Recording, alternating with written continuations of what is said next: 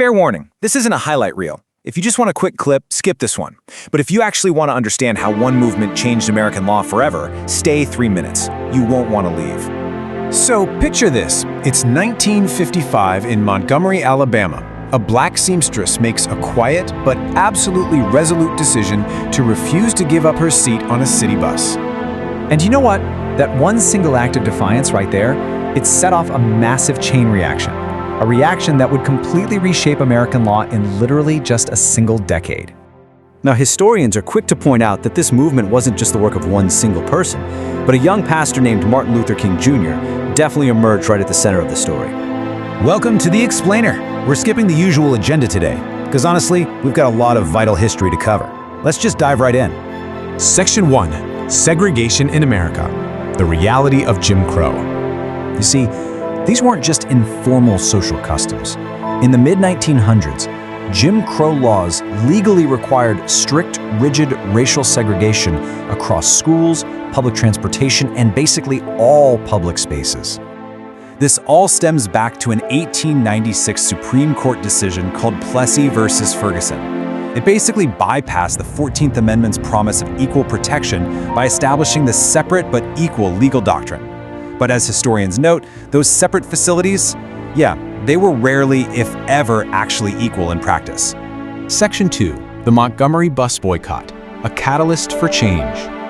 Okay, so jumping back to December 1955, following Rosa Parks' arrest, black residents in Montgomery united in a highly coordinated boycott. They absolutely refused to ride the city buses for over a year. And during that grueling boycott, Martin Luther King Jr. helped establish nonviolent protests as the absolute core strategy of the entire movement. And it worked!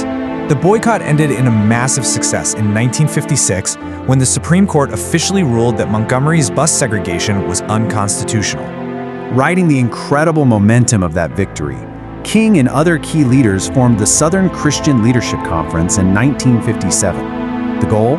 To coordinate and scale up these broader nonviolent protests. Section 3. Nonviolent protest spreads. Young activists take the lead.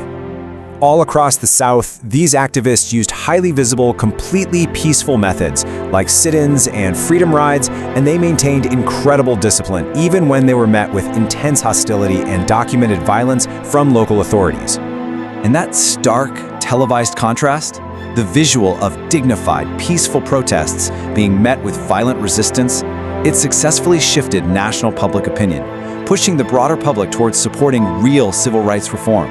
Section 4. The March on Washington, a historic gathering. Now, this brings us to August 1963, and the sheer scale of this event was just breathtaking. An estimated 250,000 people gathered peacefully right there at the National Mall.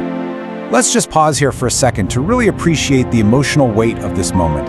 It was right here that Martin Luther King Jr. delivered his famous "I Have a Dream" speech, passionately calling for an end to racism and demanding full civil rights. Today, historians widely regard this march and that defining speech as the pivotal turning point. It's what really built the political momentum required to push major civil rights legislation forward.